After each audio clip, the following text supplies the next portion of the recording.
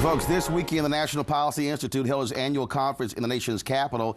Their movement is broadly referred to as alt-right, but the positions they embrace are white nationalists, supremacists, and many say absolutely racist. Unlike past gatherings, this meeting was energized by the election of Donald Trump. Here is some of what took place at the conference this weekend. Hail Trump! Hail our people! Hail victory!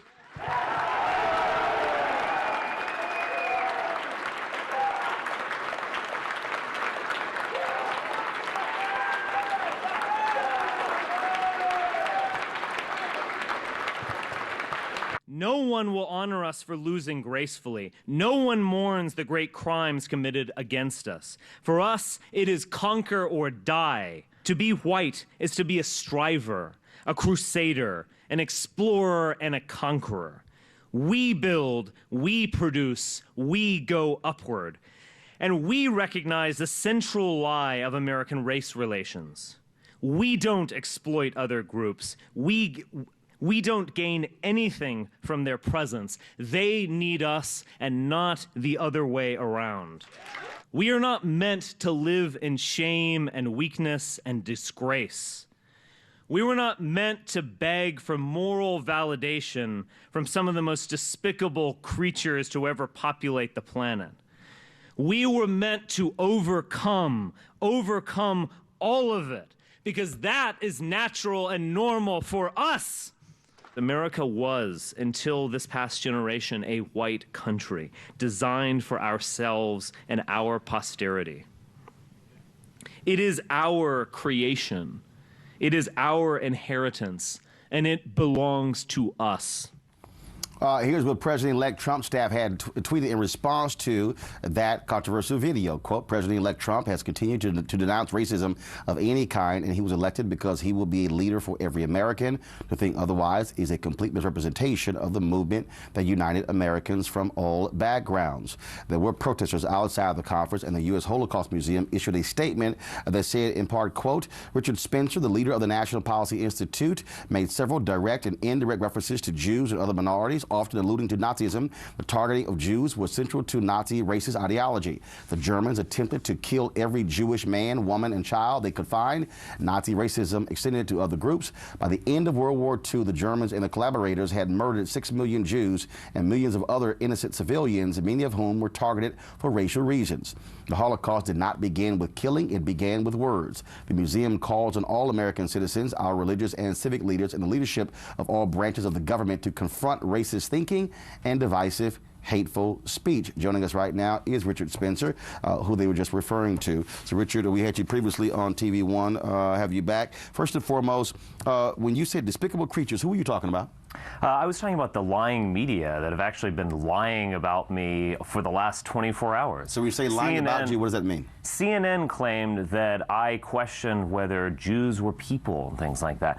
We published the text of my speech. I did nothing of the kind. They're doing a wild exaggeration. They're worrying about fake news. They're engaging in fake news about me. So why Heil Hitler there? Why the Nazi references? Why? No one said Heil Hitler. No, first of all, when we saw the video there were individuals there who were doing that. We've seen photos as well of individuals at that particular conference who were using the Nazi salute. There's a lot of exuberance in events like this. There's also a lot of irony. The fact is... Of the Nazi salute?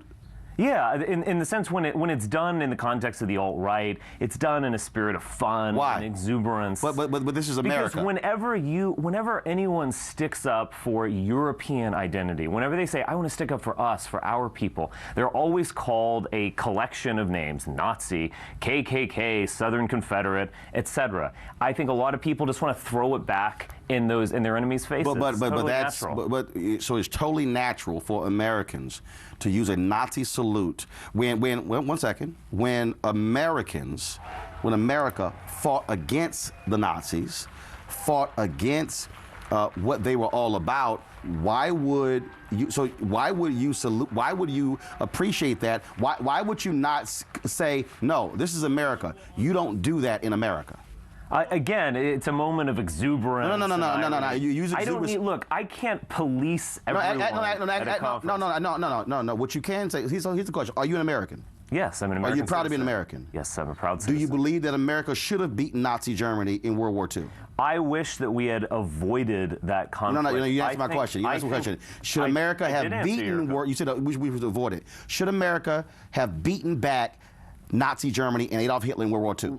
Once the United States was in the war, yes, absolutely, Okay. we have to win it. So if we won it and we beat back Nazi Germany, why would you even say, well, in exuberance, people do that? Why would you not say, as an American, that is not what we do in America?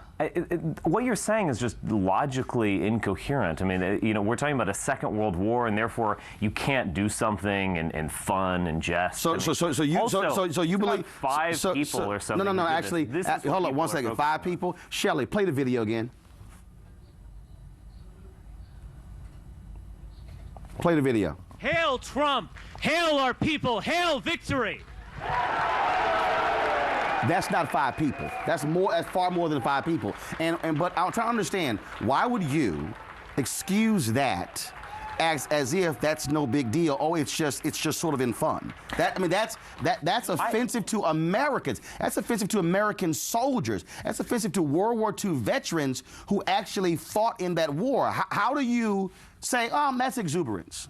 Because that's what it was, and it's nothing more than that. This is what I would say, is that... Are there any World War II veterans in your family? Yes, actually, Okay. both of my grandfathers. And both of your grandfathers? Yes. Would your grandfathers say, oh, that's exuberance? Yes. Really? Yeah. Right. So your grandfathers wouldn't say, I fought against that. I fought where that's not done in America. No. I don't think most people are like this. It's actually just the liberal media that's in a collective freak out. No, actually, no, it's not a question of collective freak out. If somebody wants to call themselves an American, they would then say, no, that's not American. So also, I want to ask you this here. I'll actually agree. I'll find some common ground here. I do think that the alt-right, we've gone from being a movement that was not connected to the political mainstream, not connected to the political fray. We now are. People are paying attention to us. People are looking at us. And so I actually say yes. We need to start maybe knock some of that stuff off. We need to think of ourselves as a mainstream movement that's going to reach people, because we do have that power. Okay, so are you a white nationalist? I don't use the term white nationalist. I like the term alt-right, first off, and I also like the term identitarian, because it gets at what I am and what I believe. And what is that? Identity is at the heart of my ideology. So and what's that identity? Race is a foundation of that identity, undoubtedly. Now you know, race is simply a creation of mankind. That's a construct. It doesn't exist. I mean, bottom line is, no, I know who I am. First of all, I'm Roland Martin. I'm a man. Okay. I'm a man. Do you identify as a black man? Oh, first of all, I identify as a man. Okay. Identify as a man. Sexist? No, actually, it's not sexist, because if a person is a woman, identifies as a woman. Okay. So I'm a man. I'm a Christian. Mm-hmm. Are you a Christian? I'm a cultural Christian, yeah.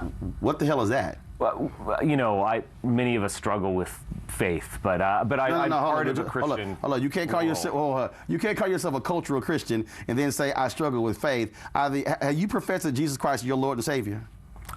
No, I have in my life. I don't. I mean, look. Is this an inquisition on me? No. It's an interview. But see, when somebody tells me they're a Christian, and I'm culturally Christian. What is culturally Christian? I grew up in a Christian background. I resonate with Christianity, and so on. Okay, I'm asking again. Have you professed with your mouth that Jesus Christ is your Lord and Savior? I have in my life, yes. Okay, so that means that you're a Christian. So how is it that what you espouse, how do you find that to be compatible with Christian ideals? Most Christians throughout world history agreed with me that identity matters and that race is real and that they're part of an extended family. Well, it's only this tiny slice of world history, like post-1965, that everyone thinks that Christianity is incompatible with identity. Well, I do not believe actually, if you use world history, there were people who actually used Christianity to justify slavery and the enslavement of people who look like me. And so why are you a Christian? Why am I a Christian? Because those people actually were false Christians. Those people were fake Christians. Those people probably were cultural Christians, where they somehow allowed culture to inform their faith as opposed to their faith informing their culture. But I ask you this. I go back to the question I asked you. For most of Christian history, there was feudalism, there was serfdom, there was slavery, there was identity, there was nationalism. And those all of these people unchristian, but you are Christian? No. Those are people who actually who chose to pimp the Bible as opposed to actually believe in exactly what Jesus Christ talked about. Most all of Christians throughout world history were pimps. No. You are a true Christian. No. What I'm saying is this here: as a Christian, I believe in the Word, as opposed to this false nonsense that most of those folks were. But they were also fake Christians because they used the Word to actually enslave people. I'm so glad we've reached true Christianity in 2016. First of all, you barely identify as one. So you say you cultural, you dance around it, and I'm being honest. It's around it. No, I got you. Isn't that a value? I got you. Yeah. Well, I'm not going to lie to you. No, that's fine. But I still got to go back to this here. So are you a white supremacist? No, I'm not a white supremacist. Absolutely. White supremacy means that a white person would want to rule over other people. So you don't want to rule over other people? I absolutely do not. We've had white supremacy in our past, whether you think of imperialism, slavery, colonialism. That's been a disaster. So no, I don't want to go back to that. So what are you trying to go? So what are you saying? Because in your video you said we don't need them, they need us. Who's they? Yes. Who's they? The white people ultimately don't need other races in order to succeed, in order to be ourselves. Absolutely not. So how do you think America became the greatest economic nation without? Not through black people. Oh, it wasn't? It wasn't because of free labor? Are you talking about slavery? No, I'm talking about slavery and also what happened after slavery, which Douglas Blackman talked about, slavery by another name. So I'm trying to understand, when you say didn't need it, how do you think America became the greatest economy that it did? How do you think that happened? Through the genius of Europeans. How was the genius of Europeans when the fact of the matter is it was actually King Cotton that supplied the economic means for America to do so? And that was a result of free labor from black people. Look, the whole point here is that who creates these systems? Who creates these business models and businesses? Slavery was a business model?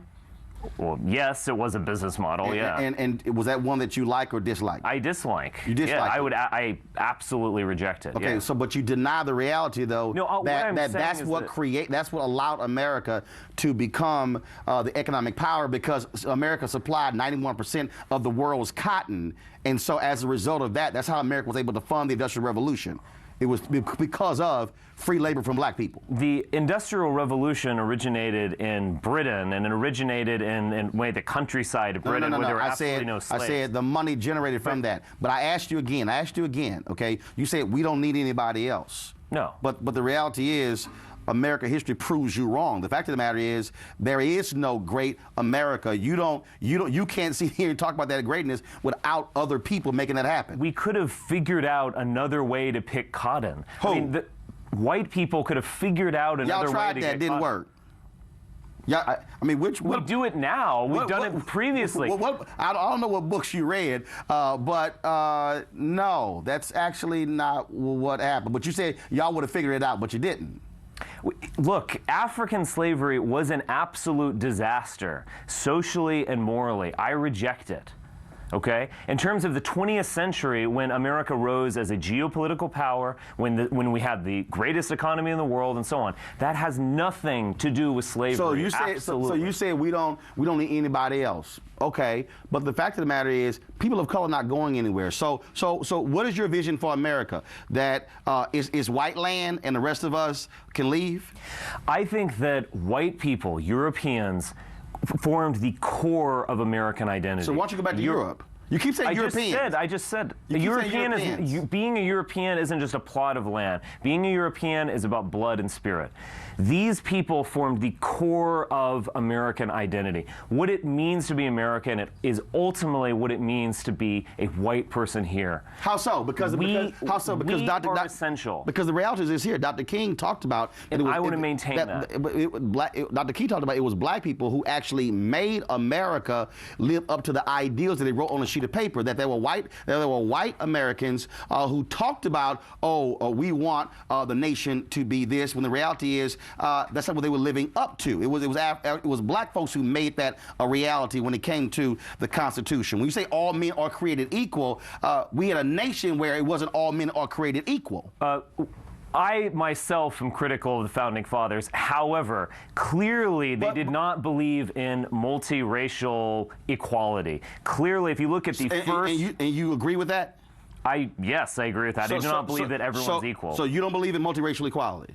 No. I mean, I don't think anyone does, actually. I mean, do you really think that all people are equal in talents and identity and worldview? No, that's not what that means. No. When you say all people are created equal, that means that the moment you are born, we're going to treat you in the same way as we treat everybody else. Now, what you do with your life, what you do with your talents is different. There are many areas I'm quite sure I'm far more talented than you. Yes. It doesn't mean that you don't have talent, but what it means is that when you are born, we're going to be treated as equals, equal American. So in your worldview, are you saying white folks should be treated as a greater American than if you're black or Latino or Asian or Native American? At this point, I want white people to have the same rights that all other people do. The fact is, all rights that white folks don't have? All institutions, in terms of legal rights, yes, everyone has the same thing. In terms of what institutions are actually doing, absolutely no. White people do not have the rights of minorities. How so? In what? I'll go into it. In terms of federal hiring, absolutely. Federal hiring is geared towards not hiring more white men. Whoa, stop. Hold on. Say it again. Federal hiring. Let me ask you a question. How many white men in the United States Senate? That's not federal hiring. No. Answer my question. How many white men in the United States Senate? I don't know the exact number. It's more than 80%. Majority. Sure. Okay. How many white staffers? See, you said hiring. That's hiring, correct? Right. How many white staffers in Congress? A lot. A lot. Define a lot. I don't know. It's in excess of 80%. So please show me how. No. That's federal hiring. It's federal hiring. So are you saying? No. Hold up. That's federal hiring. So I'm trying to understand something here. You said like all of a sudden, oh my goodness, it's so rough for us. Do you think that affirmative action is not at play in federal hiring? Actually, hold on. Every department on down. Actually, give me a break. Actually, do you know what the greatest affirmative action policy was in this country? Slavery? No, that wasn't affirmative action. Okay. That was free labor. The greatest affirmative action policy in America was the GI Bill. And do you know who benefited from the GI Bill? White people. Your grandfathers. Yes. Do you know who did not benefit from the GI Bill? The same black folks who fought alongside in World War II, who also bled for this country, and when they came back. So when you talk about affirmative action, that is the greatest affirmative action bill in the history of America. Do you know who's benefited greater from affirmative action policies? First of all, who created affirmative action? White people, probably. Okay, President Richard Nixon, right. 1969. Arthur Fletcher was there as well. Who is the greatest beneficiary of affirmative action?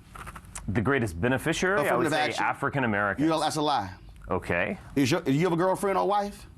Yes. Is she white? Yes. She's the greatest beneficiary of affirmative action. White women have benefited more from affirmative action than anybody else in America. That's a fact. Sexist here, Martin. No, it's not sexist. That's a fact. So the fact is, so when you say affirmative action, white folks. Might be the case. No, it's not might. White women have benefited from affirmative action more than any other group. I'll go with you on that. No. So when you're saying, oh my goodness, affirmative action, why should not getting hired in the federal government? That's a lie. That's fine. Look, this is what I'm saying.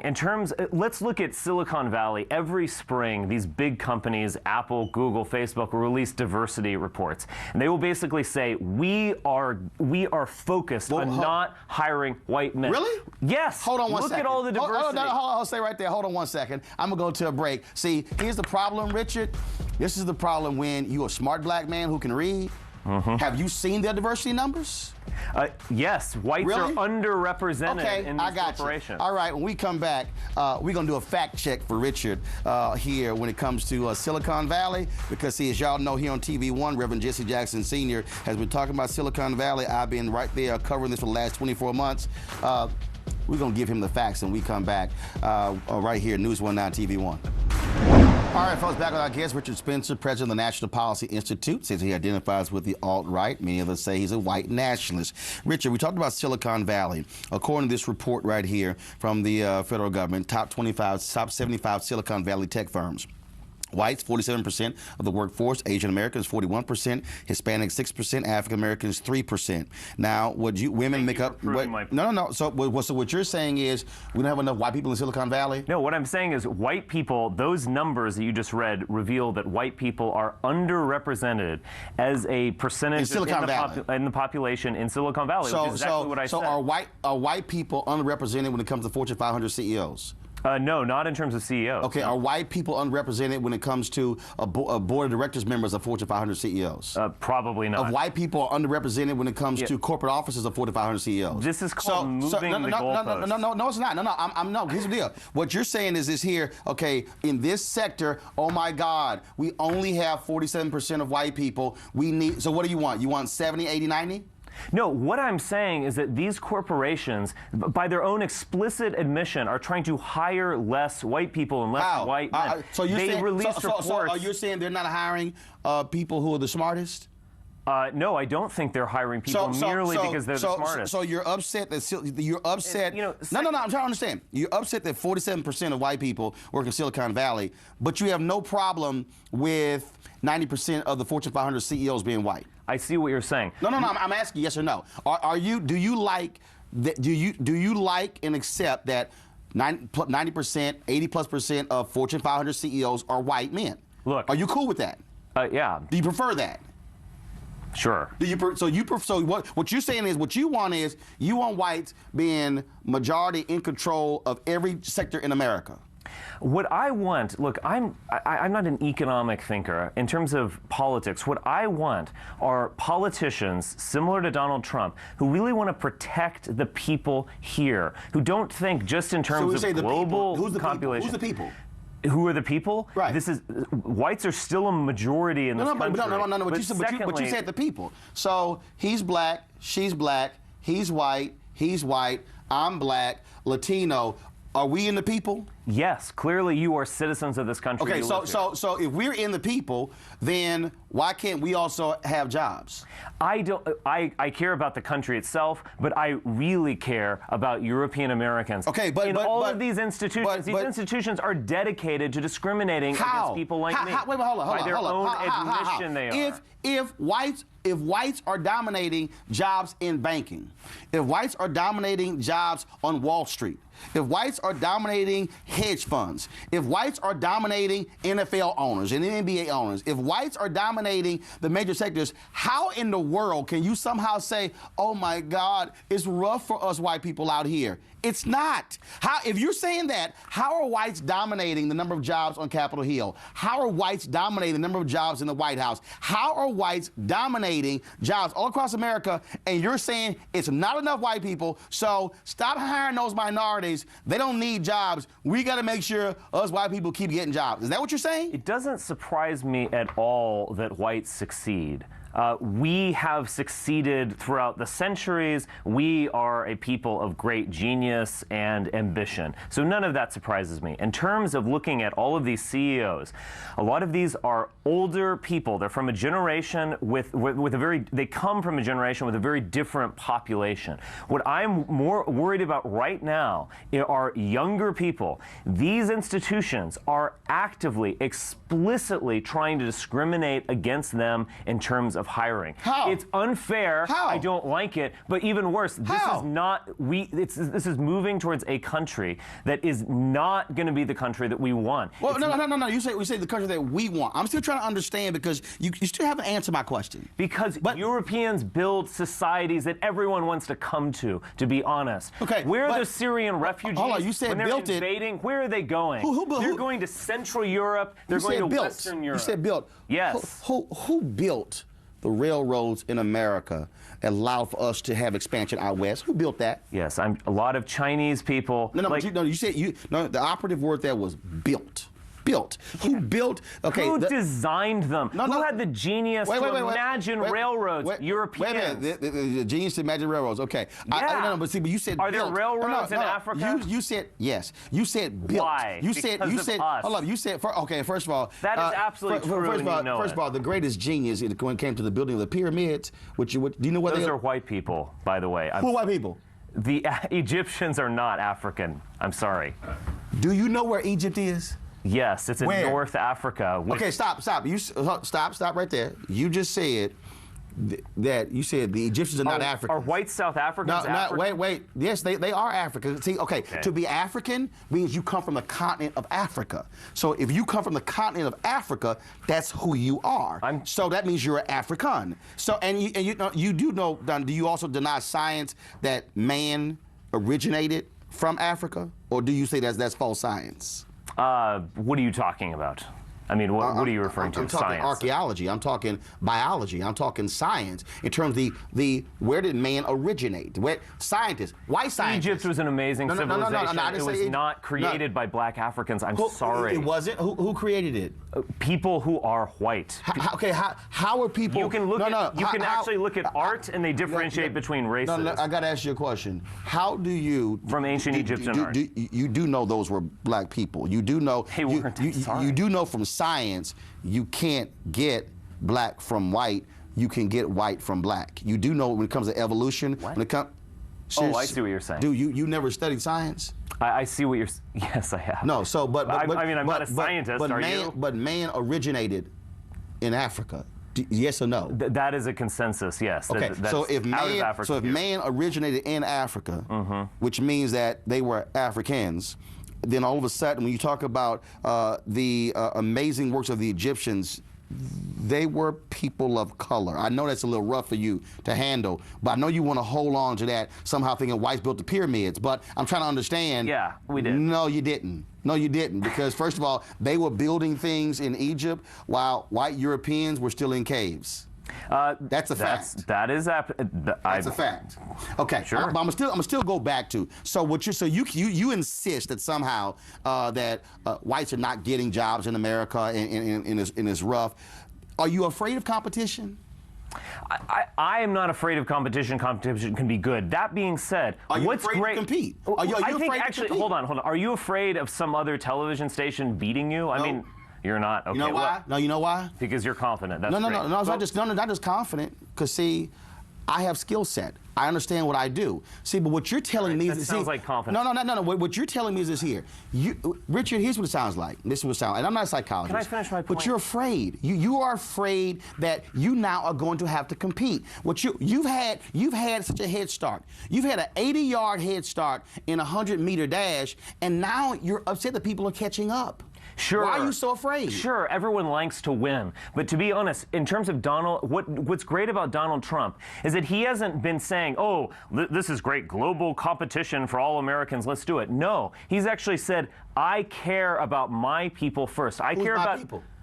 He's referring to all Americans. When he says, my people first, America first, what he's saying is that he is going to help the people of this country first. But you don't He's want not going to throw them out to the wind. But you don't want that. You don't want... Yes, I do. So you don't mind blacks and Hispanics and Asians, Native Americans getting jobs, doing well. You don't mind that? Of course I don't mind that. Okay, but you're so concerned that oh my God, whites are not getting hired when that's not true. It's clearly whites are getting hired. My claim is that effectively every major institution in this country, from governmental institutions to corporations, are discriminating against whites and white men. When you're majority white, they explicitly literally talk about it. If you believe race doesn't matter and that we're all equal and so on, then the Apple Corporation should be 65% white. It's not. Hold up. You say it should be 65% white, but if Apple is saying Asians are tremendously overrepresented. Because maybe if Asians are going and studying in those sectors, that's why. Right, but sure, but I mean, you're just begging the question. No, I'm not begging the question. What I'm saying is this here: why are more whites? Why are they? Why are they going into sciences and not? I mean, why are Asians succeeding in science? I want the Texas, whereas Africans aren't. I want the Texas A&M. Why are more whites in agriculture? We have a natural, tendency to do that. I don't know. No, you don't. First of all, black people actually out there sitting picking cotton. Black people created agriculture. No, but we damn sure did the work. But here's my whole point here. Here's my whole point, which I'm trying to get you to understand. Okay. If you have more whites who are going into agriculture, again, I'm a Texas A&M University graduate. I grew up in Texas. Okay, where? In Dallas. Okay, which part of Dallas? The white part. Which part? There's a lot of white parts in Dallas. Just Preston Hollow. Yeah. I see exactly where your thought process comes from. That's why you have the white country clubs there as well, because they don't want other people in there. But again, are there black churches, black country clubs? Are the black churches? No, they have black country clubs where you have black people who play. But also, aren't there black institutions that are just for you? No, it's not just for us. Because the fact of the matter is, churches, those are just for you guys. No, actually, no. That's great. But actually, no, it's not. because there are black churches where you can come if you want to, doesn't matter. And just like you have a white church, you can come. That's my point, but that's what it is. So you're factually incorrect. Here's my whole point. When I talk about agriculture, there are more whites who are going into agriculture. Why? Because that's the area they're going into. So if Asians are going into a particular area, that's where they're going. You're begging the question. All I'm saying is, why are Asians succeeding at these technical fields? Because why they're working is in it. Because they're, again, you're just begging questions. Like, at some point... Why are whites succeeding in agriculture? Can you let me finish? I'll ultimately get to this. It's about human nature, and it's about their unique gifts. Asians have a... Unique gifts? Yes, East Asians have a higher, on average, IQ than Europeans. It's remarkable. It doesn't surprise me that they succeed at math. They succeed in science. Oh, that's a terrible stereotype. No, How horrible. I'm not using stereotypes. It is what it is. All I'm saying is here, Richard. The fact of the matter is here. This is actually why I would want to restrict immigration of East Asians. It's not because I think I'm afraid of them. I actually respect them. I respect their civilization. It's about protecting my people. That's what it's about. But here's the people. When you keep saying my people, then you say all Americans when you're not talking about it. Here's the reality, Richard. The reality is this here. You have to navigate between people you care about and all citizens. Here's the deal, Richard. We're not going anywhere. And see, Richard, it's about to be a little tough for you. About a little tough for you, Richard, because see, you and your people have had a great head start. Tremendous head start. 20-odd Africans arriving in 1619. Who gave us this head start? One second. 16.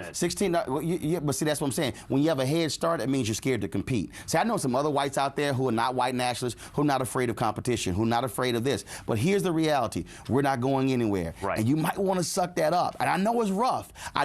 But I suggest what you should be doing, Richard, is preparing your generation for a world of competition where you have to where you don't get the head start your mom and daddy gave you, that you're going to start maybe not 80 yards ahead, but 30. But you know what? You may want to train harder because we're training harder, and we're going to catch up. We're going to win. And also, you're not going to win, Mr. Richard. Martin, I want to tell you, you've got to prepare yourself. You've dealt with a bunch of guilt-ridden, silly whites all your life, and we are waking up. We are recognizing who we are, and we see an amazing future. Richard, so you better get ready. I'm going to tell you right now, Richard, here's the deal. 1619, 20-odd Africans arrived, Fort Comfort, Virginia, okay, 1619, 397 years ago.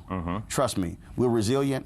We're not going anywhere. And I'm going to tell you right here, and as my frat brother Vertner Woodson Tandy said, 1937, we will fight until hell freezes over, and then we will fight on the ice. You better go work out, because you got to fight on your hands. Thanks a bunch. Kickstart your day at 7 and get the news you need from the perspective you want. NewsOne Now with Roland Martin. Every weekday morning at 7 on TV1.